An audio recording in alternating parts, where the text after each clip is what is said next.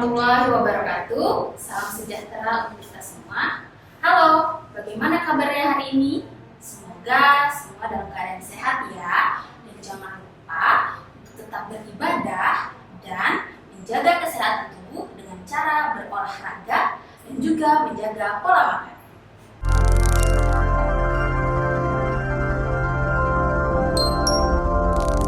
Halo, hari ini kita akan sama-sama belajar tentang teks eksposisi.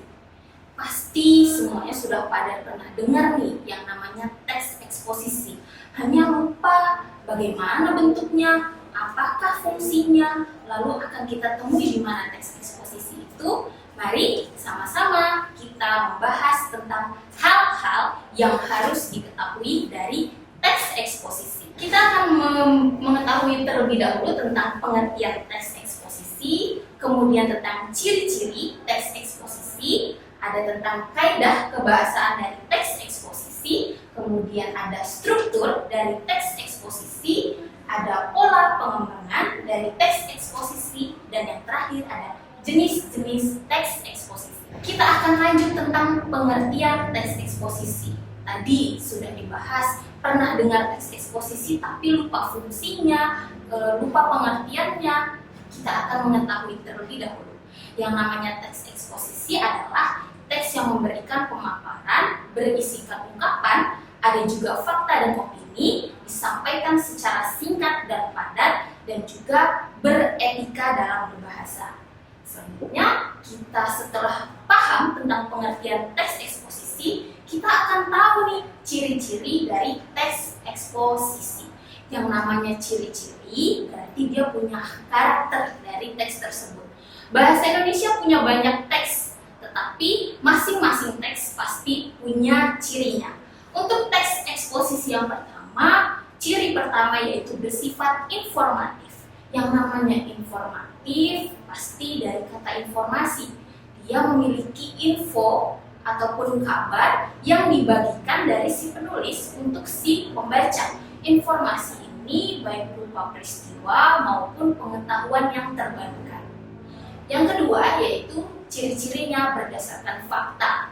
Semua orang pasti tahu yang namanya fakta itu berarti kan sesuatu yang terjadi sesuai dengan peristiwa yang ada, aktual, dan sesuai dengan apa yang terjadi di lapangan. Jadi yang bersifat fakta berarti itu benar-benar jujur apa adanya. Ciri yang ketiga yaitu terdapat gagasan. Yang namanya gagasan itu juga ada ide ataupun ungkapan yang disampaikan oleh penulis di dalam teks eksposisi tersebut. Ciri yang keempat menggunakan bahasa yang baku dan sesuai EYD. Apa itu EYD? Ejaan yang disempurnakan. Berarti harus sesuai kamus dong. Namanya baku berarti tidak disingkat-singkat, tidak pakai bahasa gaul, seperti itu ya. Lanjut ke ciri yang kelima, yaitu memberi pengaruh, sugesti, atau dorongan kepada si pembaca. Maksudnya di sini tidak mempengaruhi secara berlebihan, tetapi penulis teks eksposisi ini selain menyampaikan info, ia juga memberikan dorongan dan juga memberitahu bahwasannya isu seperti ini nih harus dibahas dan harus diungkapkan agar semua orang tahu bahwasannya kita sedang mengalami permasalahan tersebut atau sedang mengalami isu tersebut. Kita lanjut setelah ciri-ciri, kita akan memasuki kaidah kebahasaan. Yang namanya kaidah kebahasaan berarti aturan dalam berbahasa di dalam teks eksposisi. Yang pertama yaitu penggunaan pronomina persona. Pronomina persona adalah kata ganti orang. Contohnya apa? Saya, Anda, kami, kita, mereka, dan lain-lain. Itu adalah contoh kata ganti orang. Kemudian kaidah kebahasaan yang kedua yaitu penggunaan konjungsi kata hubung. Ada konjungsi temporal dan juga ada konjungsi kausalitas. Konjungsi temporal adalah kata penghubung yang berhubungan dengan waktu. Contohnya seperti apa sih? Selanjutnya, kemudian, setelahnya. Nah, itu kan menunjukkan yang namanya perubahan waktu dan ke tahap selanjutnya. Itu yang namanya temporal. kita masuk ke yang kata-kata penggunaan konjungsi kausalitas. Kausalitas itu adalah kata penghubung yang menjelaskan tentang sebab akibat. Contohnya apa? Oleh karena itu, oleh sebab itu, maka, seperti itu contohnya ya. Selanjutnya, kata-kata leksikal yang maknanya sesuai dengan apa yang dirujuk. Contohnya, Andi atau kepala Andi terbentur saat perjalanan menuju kantor. Kata kepala sebenarnya bisa punya dua arti, tapi yang kita maksud dengan berwujud dan dirujuk sesuai apa yang kita inginkan, berarti maksud dari kata kepala adalah anggota tubuh bagian atas. Berarti kepala Andi terbentur saat perjalanan ke kantor. Tetapi bisa jadi kalau yang bukan dirujuk sesuai wujudnya, kepala itu bisa jadi berarti atasan, ya, atau pemimpin dari kantor tempat Andi bekerja. Selanjutnya tentang kaidah kebahasaan yang terakhir, yaitu terdapat fakta dan opini. Semua pasti sudah tahu deh yang namanya fakta dan opini. Perbedaannya apa? Kalau fakta pasti sudah jelas sesuai dengan lapangan dan tidak diubah-ubah. Kemudian kalau opini berarti penulis boleh dong mengungkapkan apa yang dirasakannya, memberikan gagasan dan juga pendapat. Berikut tentang kaidah kebahasaan. Kita lanjut ke struktur teks eksposisi. Struktur teks eksposisi, semua struktur dari teks pasti ada struktur dan juga tahapannya. Di teks eksposisi strukturnya ada 3. Yang pertama yaitu tesis. Di dalam tesis, kita akan mengetahui awalan dari bagaimana pengenalan isu yang akan dibahas. Di sini pembaca akan mengetahui, oh ternyata teks eksposisi ini akan membahas tentang pandemi yang sedang kita alami bersama. Itu contohnya di bagian tesis atau di bagian paragraf awal nih biasanya. Lalu di paragraf tengah atau setelah tesis kita akan memasuki rangkaian argumen. Di sini akan berisikan data pendukung, alasan yang logis, dan juga akan meyakinkan pembaca bahwasanya dari pengantar awal di bagian tesis, pembaca akan semakin yakin tentang apa yang ia baca saat itu, yaitu tentang pandemi tadi. Jadi berbagai argumen dari penulis dan juga mungkin dari luar sana akan diserap oleh penulis dan dituliskan di bagian rangkaian argumen. Selanjutnya yaitu di bagian terakhir, biasanya ada di paragraf akhir nih, yaitu penegasan ulang. Penegasan ulang yaitu kesimpulan alasan mengapa isu ini harus segera dibahas dan harus segera diungkapkan agar nantinya tidak sia-sia teks tersebut membahas tentang pandemi. Paham tentang struktur? Selanjutnya kita memasuki pola pengembangan teks eksposisi. Ada beberapa pola untuk mengembangkan teks.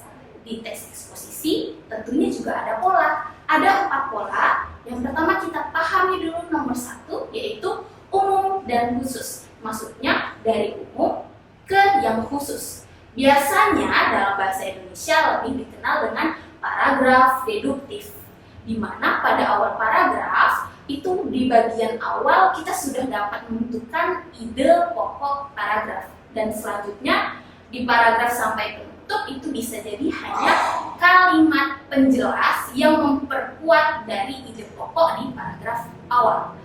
Kita masuki ke pola pengembangan yang kedua, yaitu dari pola khusus ke umum. Nah, kalau di bahasa Indonesia biasa dikenal dengan paragraf induktif. Biasanya di bagian awal yang harusnya seperti deduktif kita sudah pada ketemu ide pokoknya nih. Nah, bedanya kalau di induktif justru di bagian simpulan kita mengetahui ide pokoknya. Berarti kita tidak bisa melewatkan bagian atas, karena di paragraf induktif di bagian bawahlah kita bisa mengetahui ide pokok dari paragraf tersebut. Kita masuki ke yang ilustrasi. Dari pola pengembangan ilustrasi ini maksudnya bukan berbentuk gambar ya, tetapi memberikan gambaran agar si pembaca lebih paham. Contohnya saja seperti ini. Kita mau menceritakan tentang perkembangan ekonomi di Indonesia. Mungkin dari bahasa-bahasanya ekonomi ada beberapa pembaca yang masih tidak awam tentang bahasa-bahasa teknisnya, tetapi pembaca juga bisa paham dari ilustrasi ini melalui bantuan si penulis dengan memberikan contoh gambaran di luar sana, seperti perekonomian Indonesia saat ini sudah semakin maju. Kita bisa lihat di jalan-jalan semakin banyak orang menggunakan transportasi pribadi dibanding transportasi umum. Nah, dari gambaran tersebut kita sudah mengetahui dan bisa mengambil pemahaman bahwasanya memang benar perekonomian di Indonesia sudah semakin membaik dari gambaran transportasi yang ditujukan di jalanan. Seperti itu tentang ilustrasi. Kita lanjut di pola pengembangan perbandingan. Pada teks eksposisi yang menggunakan pola perbandingan ini biasanya akan ditemui persamaan atau perbandingan dari suatu hal ke suatu hal yang lain. Contohnya tentang membedakan planet-planet nih. Nah, itu kan pasti setiap planet mempunyai perbedaan rotasi antara bumi kemudian dengan planet yang lainnya untuk mengitari matahari. Itu contoh perbandingannya. Setelah paham tentang pola pengembangan, kita lanjut ke jenis-jenis teks eksposisi. Ada 7 teks eksposisi yang saya tampilkan di sini. Untuk jenis teks eksposisi yang pertama yaitu eksposisi definisi. Untuk teks eksposisi definisi itu biasanya di dalamnya akan menjelaskan bagaimana definisi dari sesuatu hal. Agar semuanya lebih mudah, biasanya ciri-ciri dari teks eksposisi definisi adalah ditemukannya kata merupakan. Dari kata merupakan itu kita bisa paham bahwasanya akan dijelaskan tentang definisi sesuatu. Jadi kalau menemukan teks nih, lalu ada beberapa ditemukan merupakan dari kalimat-kalimat tersebut, berarti bisa jadi teks tersebut adalah jenis teks eksposisi definisi. Lanjut ke teks eksposisi yang proses. Teks eksposisi proses ini dari kata proses sendiri tentunya kita akan mengetahui informasi bagaimana cara melakukan sesuatu, cara menghasilkan sesuatu dari kata proses ini. Di dalam teks eksposisi proses akan diberitahu tahap-tahap dalam menghasilkan sesuatu, dalam mengetahui proses terjadinya peristiwa. Jadi yang dinamakan proses ini adalah bagaimana terjadinya sesuatu hal. Lanjut di eksposisi yang ketiga tadi tentang eksposisi ilustrasi. Seorang penulis dalam menghasilkan teks eksposisi tidak selamanya bisa langsung tersampaikan pesan.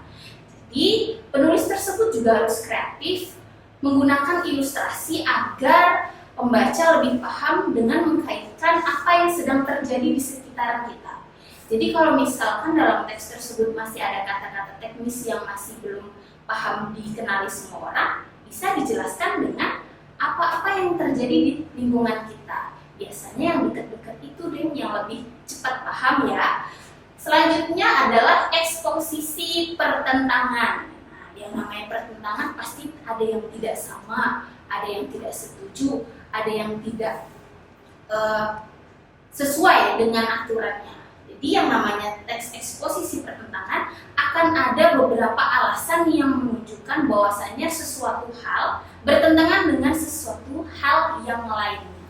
Seperti itu. Lanjut di eksposisi klasifikasi. Dari kata klasifikasi kita sudah mengetahui bahwasanya teks eksposisi jenis ini akan mengelompokkan dari sesuatu ilmu. Contohnya bisa saya contohkan seperti ini. Dalam ilmu kritik sastra terdapat beberapa pendekatan yang bisa dilakukan. Nah, beberapa pendekatan tersebut diantaranya ada pendekatan humanis, pendekatan yang lainnya. Nah, seperti itu menunjukkan pendekatan-pendekatan. Itu juga termasuk yang namanya klasifikasi, mengelompokkan sesuatu. Biasanya bisa dapat kita temui tentang teks eksposisi yang membahas tentang ilmu sains. Itu biasanya kita bisa membedakan yang mana ini jenis makhluk hidup yang hidup di air, itu contohnya, mana jenis makhluk hidup yang hidup di darat.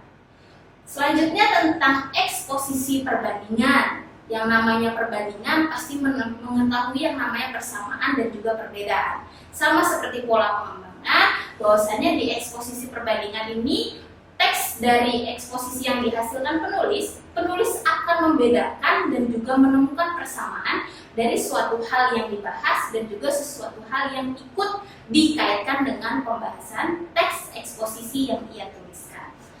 Yang terakhir, eksposisi berita. Dari kata berita, kita sudah tahu bahwasanya berita itu dihasilkan dari suatu peristiwa yang terjadi secara aktual dan juga secara kumpulan fakta yang dikumpulkan.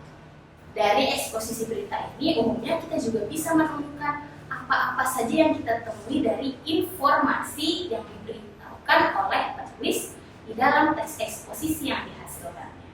Oke, dari pengertian tadi bahwasanya kita sudah tahu nih apa saja yang harus kita ketahui dari teks eksposisi sebelum menghasilkan teks eksposisi mandiri. Yang pertama, kita harus mengetahui dulu pengertiannya dari teks eksposisi. Lalu yang kedua, kita harus mengetahui ciri dulu dari ciri-ciri teks eksposisi.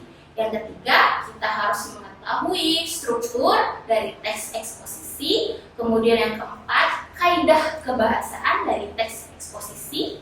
Yang kelima, kita juga bisa mengembangkan pola penulisan teks eksposisi. Dan yang terakhir, kita harus mengetahui jenis-jenis teks eksposisi.